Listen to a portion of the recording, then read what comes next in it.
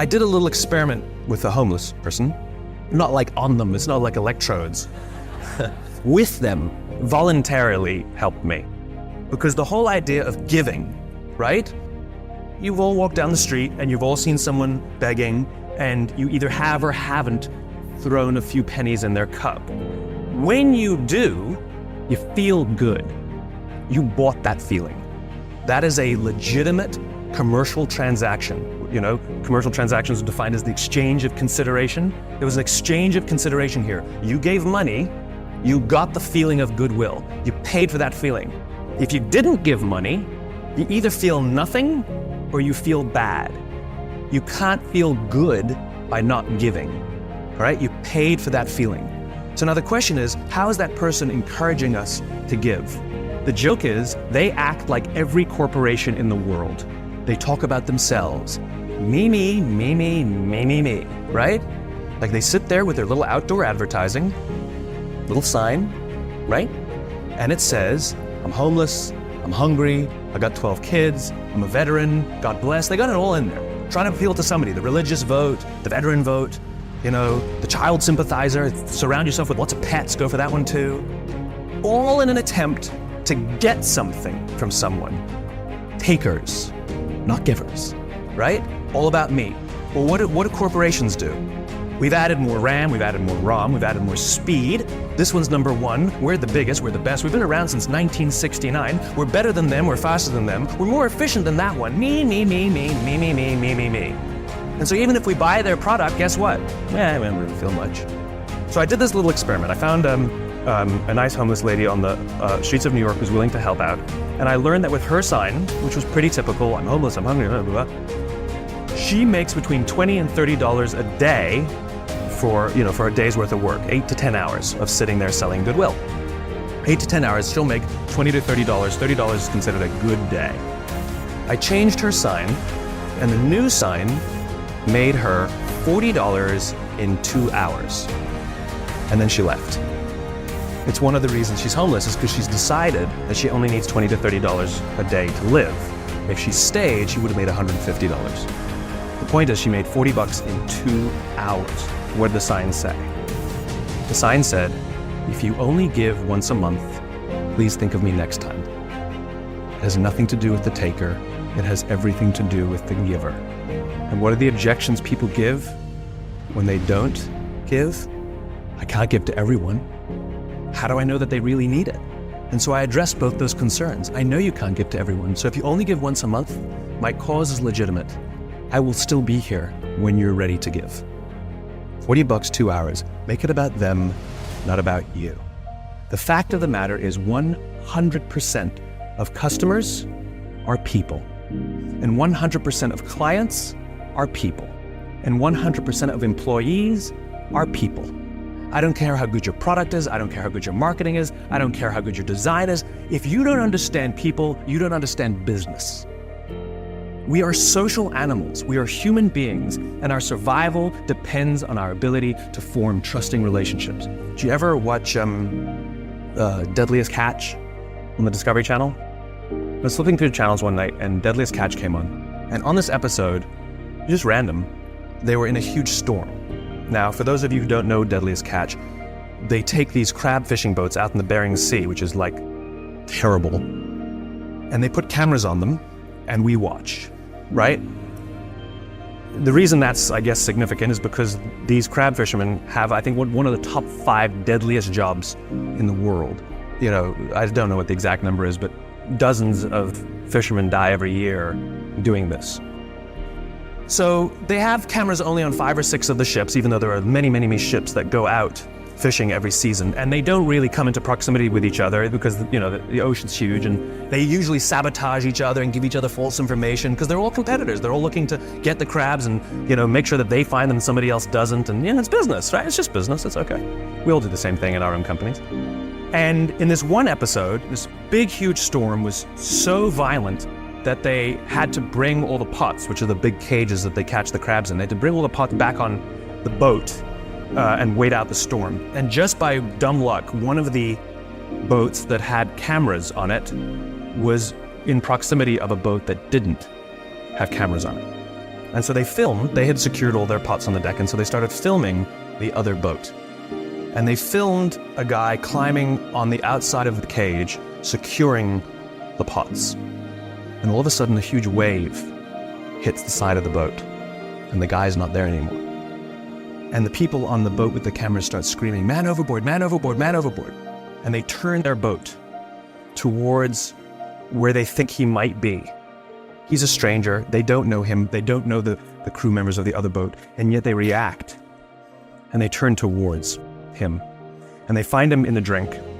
And for those of you who don't understand how dangerous this is, if the water is so cold that if you're in the water for, I think that it's a minute or a minute 30, hypothermia will set in and you die. And they come upon him and he's screaming, "Don't let me die, don't let me die." And they pull him on board, not out of the woods yet. They strip off his clothes because it's wet and cold, and they wrap blankets around him to prevent hypothermia from setting in. And he survives. And it's overwhelming. And the captain comes down, and this is all on, I mean, you can go watch it on TV. The captain comes down, and he hugs this stranger, this young man, his competitor. He hugs this guy as if he's his own son. I lost it. Everybody is crying. And you realize what happened here was a human interaction. And the reason that they risk their own lives to help this other person, even though they spend every other day trying to get ahead and sabotage, is because at the end of the day, they're all crab fishermen. And they know something about each other. And they know something about the risk that they all take to do this. And when push comes to shove, they will put themselves out there to help each other for no other reason than they get it. They're one of the same. I will promise you that every single member of that crew that day went home with a feeling of fulfillment. I promise you that every single person on that crew that day felt more good in their hearts and in their jobs than the richest days they've ever pulled in. My question is what are you doing to help the person next to you? Don't you want to wake up and go to work for the only reason that you can do something good for someone else? Wouldn't you want them to do that for you? By ourselves as individuals, we are not very good. We cannot lift heavy weights by ourselves, and we cannot solve complex problems by ourselves. But in groups, we are remarkable. And so all of this stuff, whether it's life, whether it's whatever your job was in the service, whatever your job is out of the service, whether it's finding a new job, whether it's making your way, finding out sort of what your passion is, all of these things are incredibly difficult. They're all incredibly complicated. And the person who thinks that they can tackle any of these problems by themselves is a fool. Plain old, you're a fool. You cannot. I'm going to tell you, you cannot do it alone. And so asking for help is perhaps the greatest single thing anyone can ever learn, especially where everything is new and the stresses are different and often feel overwhelming and scary, totally unfamiliar. And the longer you are in the service, the scarier it is. Because you had 15 years doing one thing, knowing one thing, learning a culture, and now not only is it new, people don't even understand what you did and what you know. The military is one of the most misunderstood cultures in the world. It's so closed and insular that people just don't know it. So you're dealing with that as well.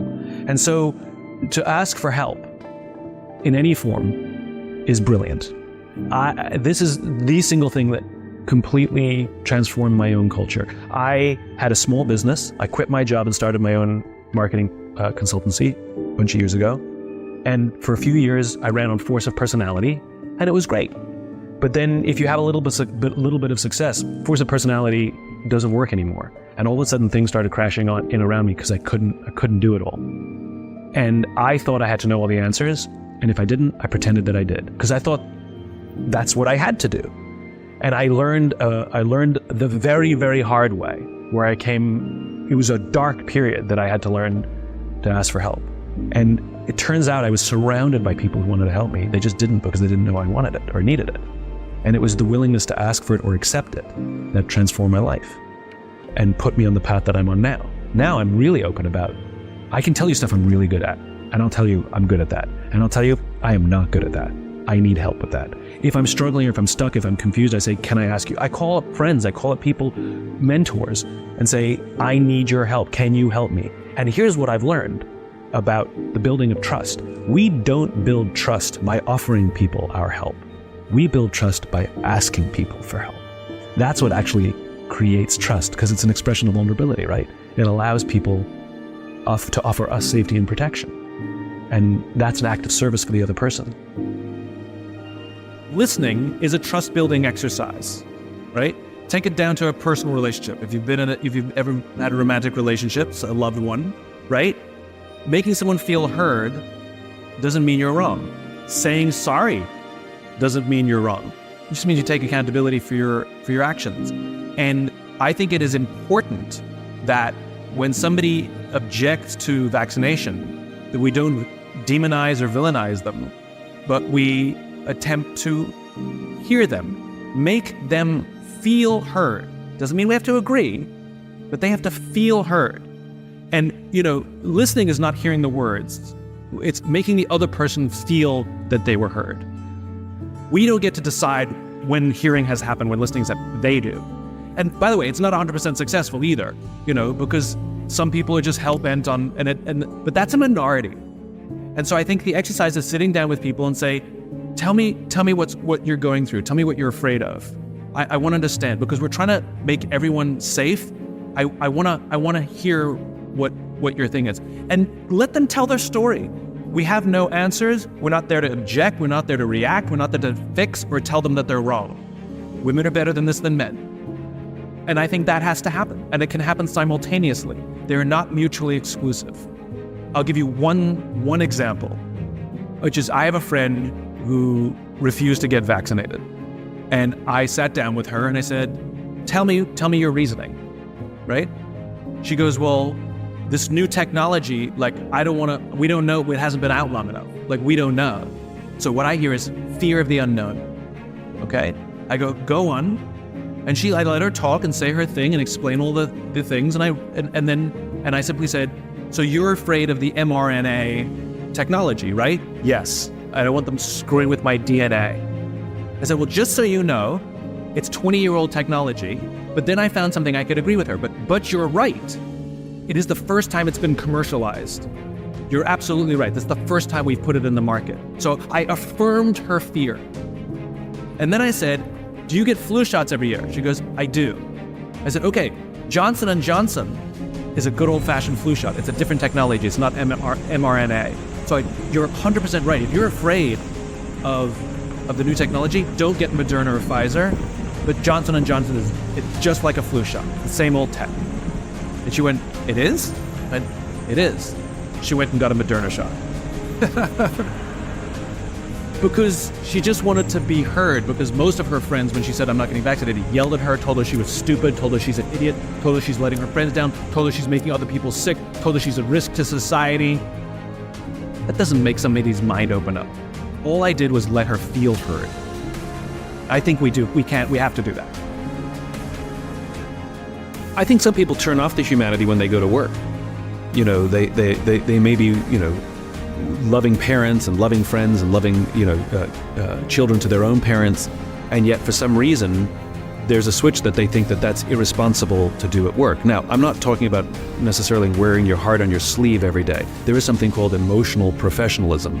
If you're having a bad day, you can say, listen, I'm a little off my game today, but you can't sit in a meeting with your arms folded and be grumpy and give one-word answers. That's emotionally unprofessional. You can have hard feelings, but you can't go around screaming and yelling at people. So I think there is emotional professionalism. But I think for some reason, especially as people make their way up the ranks, they think that expressing any kind of emotion is a sign of weakness. Even that word vulnerability, we talk, it's such a common word now being talked about in the business world that you have to be vulnerable. To this day, it makes some people feel very uncomfortable. I don't want to be vulnerable. Well, all vulnerability means is saying things like, I don't know, or I need help, or I'm overwhelmed, or can you help me do this because I don't know how to do this, or I've been promoted to a position where maybe I need more training. And the reason we're afraid of saying that is for fear that it makes us look weak, which will then damage our careers. The reality is the total opposite. By saying I don't know means someone can help us. But instead we choose to lie, hide, and fake very often, which eventually gets revealed. Enough stress piled on, and that lying, hiding, and faking collapses either professionally or personally. We either feel the stress or the projects that we're working on start to go haywire. And very often when we get to those points, everybody knows anyway. And the amazing thing that I've learned is when you say, hey, can somebody help me? We're surrounded by people who would love to help us. They just didn't think we needed it because we acted as if we didn't. So I think a large part of it is quite frankly fear. Fear that if I express these things, that people will think I'm not qualified for my job. The opposite is true. And remember, when you are in a position of leadership, you don't actually have to be better at doing the job that the people you lead. You have to be responsible for taking care of them to make sure they're good at their job. But for some reason, we think that I have to be better than you at your own job because I'm the leader. Completely false. I just have to make sure that you're equipped, you have the tools, the training, and the psychological safety to be the best you can be, even if it's better than me. Success is an elusive thing, right? What is it? And I think it's very interesting that if most people can't define success, well, it means you made X amount of dollars. But if you make X amount of dollars but you spend more, are you successful? Or, well, it means you come home happy every day. Okay, how do you know when you're happy, you know? So I think success is a funny thing, which is we all seem to pursue it, but we don't know how to measure it or actually how to define it. So how do you pursue something that you can't measure? So when people say to me, how do you measure success? The question we all have to ask ourselves, am I successful? I don't know. I mean, I had a good year last year. And what does that mean? Does that mean I made a lot of money? Does that mean I was really happy? Oh, I'll let you decide, right? Right. Maybe neither, maybe both. I had a good year last year, but am I successful? And the answer is no. I don't feel I am, because I'm trying to build a world that doesn't exist yet. I'm trying to build a world in which 90% of people go home at the end of the day feeling fulfilled by the work that they do. So I definitely took a big step forward towards that goal, but I'm still so far away. So somebody said to me, then how do you know if you're successful? And the answer is, if it can go by itself. And so what is more interesting to me as a measurement of success is not the markers per se. It's not the financial goal or the size of the house that you want to buy. Those are nice things, go for it. But those are not measurements of success. Those are just nice things to collect along the way. For me, it's momentum. I want to measure momentum, which is, when something is moving and you start to see it lose momentum, you're like, uh-oh, give it a push, because if you don't give it a push, it's going to stop. And an object in stasis is much harder to get going. It requires a lot more energy to get something started than it does to keep it going, right? And so if you don't let it stop and you can keep it going, it's this, it still might slow down there, but you can get it going again much easier. And for me, the opportunity is to get the ball rolling faster and faster and faster and faster and faster and bigger and bigger and bigger. It's like a snowball. And my responsibility is, because it's not rolling downhill yet, it's not on automatic yet, I need to still keep it going to find that critical mass where it can go. And at the point it can go by itself without me, then I will find something else to do. And that may not happen in my lifetime. I think we must all stop measuring promotions, salaries, and these things, but rather measure the momentum of your career. Does my career have momentum? Can I see it moving in the right direction? Can I see it gathering moss? Can I see that it's becoming easier for me to keep the momentum? It's becoming easier for me to grow the size of this thing. It's requiring less effort. That's the thing we need to measure. That's the thing that we need to be cognizant of, which is the momentum of our careers, not just the markers that we think define our success. Dopamine is the feeling that you found something you're looking for, or that you accomplished something you set out to accomplish. So that feeling you get when you cross something off your to-do list? That's dopamine. It feels awesome. When you have a goal to hit and you achieve that goal, you're like, yes! You feel like you've won something, right? That's dopamine. The whole purpose of dopamine is to make sure that we get stuff done, right? The historical reason for dopamine? We would never eat if we only waited until we got hungry, because there's no guarantee that we would find food.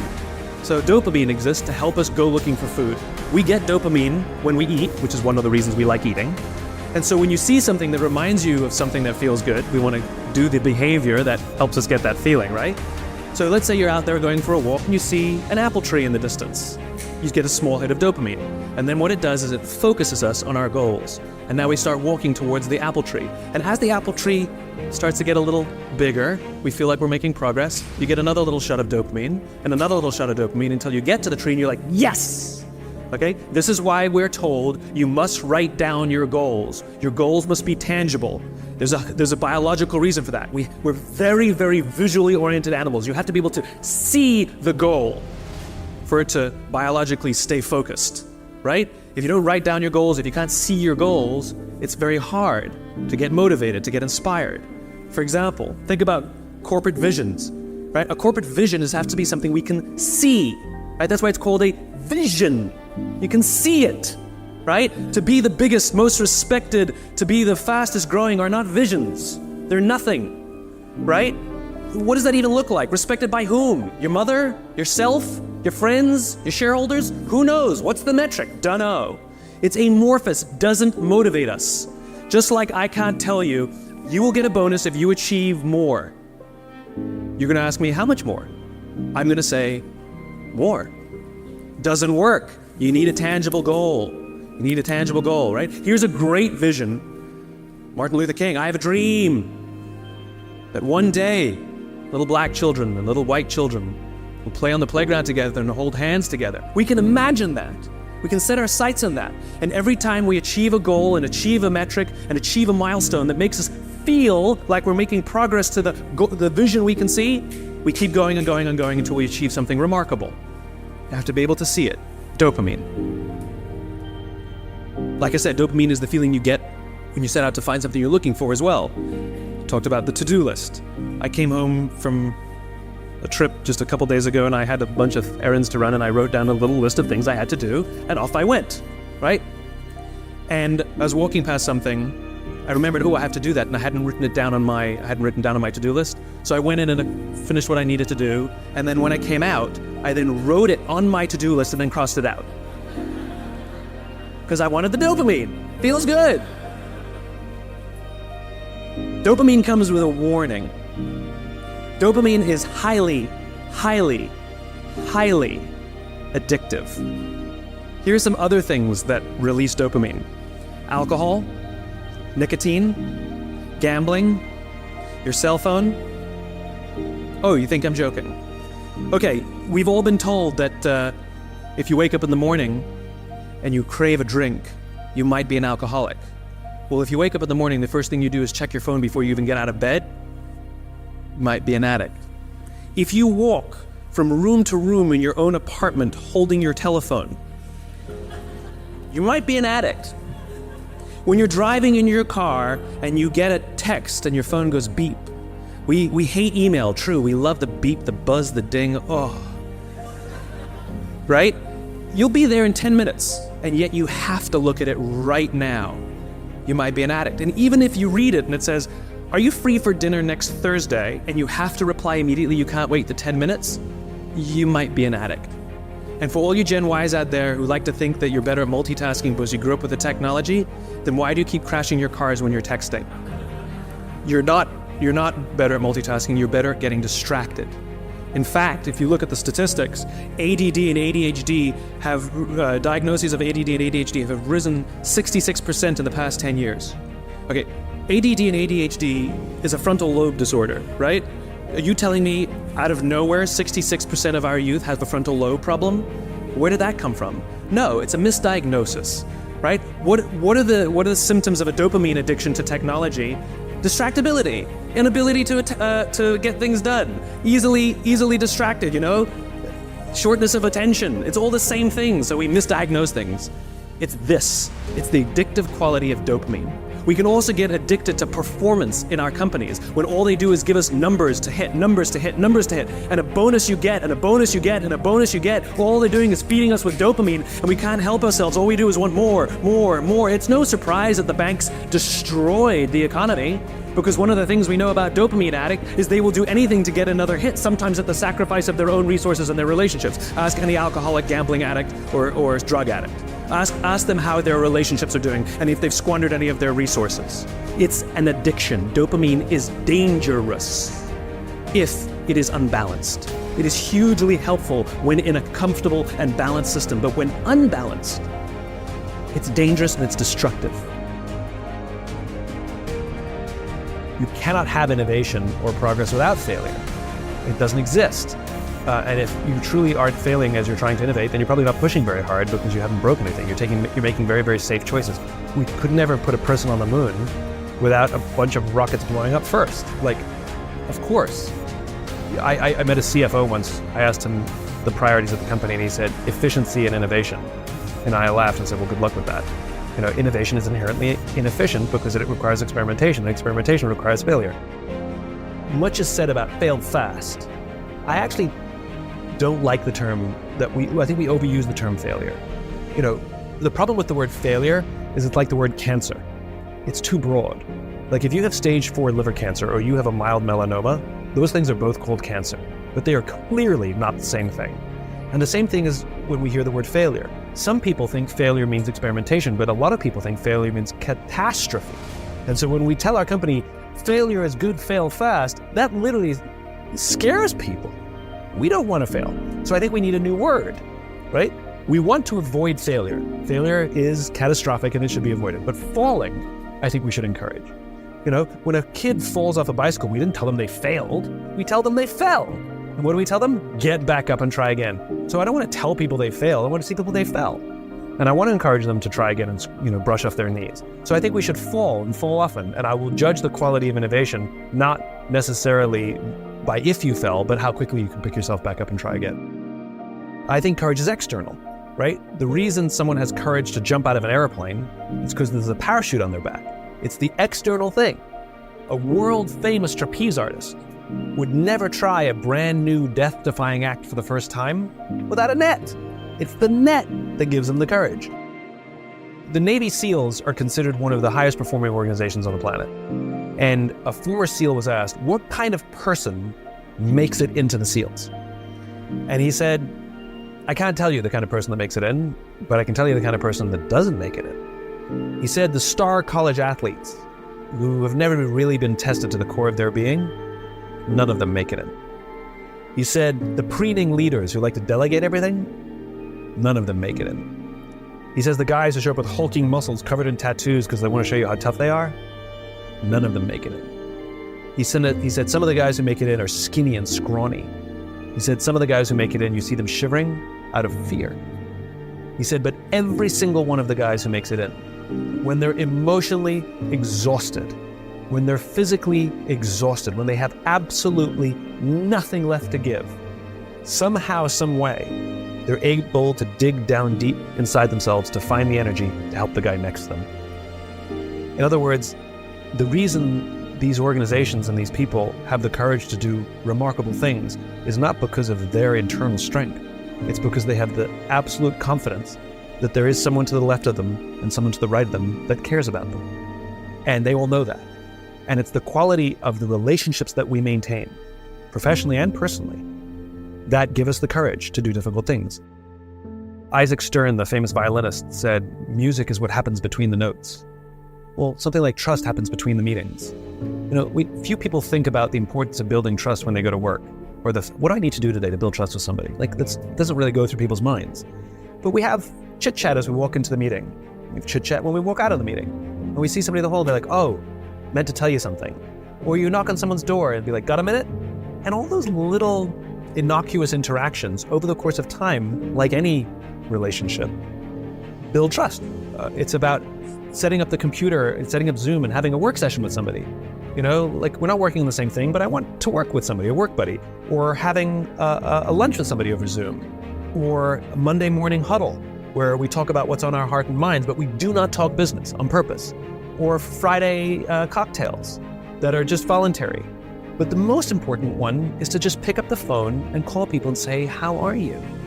That level of empathy. Just check in on someone. And I think we neglect it because we get mired in the day-to-day. But, if you're organized or disorganized, literally keep a list of your team on a little card next to your computer and just, go through it and have I called this person in a while and talked to this person. I'm just going to call and check in. It doesn't matter if something's wrong or not wrong. Just check in on them. Don't wait for something to break, and let people know that that there's connection and there's a way to reach out and say, I need help. And the most important thing is for leaders to be honest and open about their need to ask for help. And that'll work.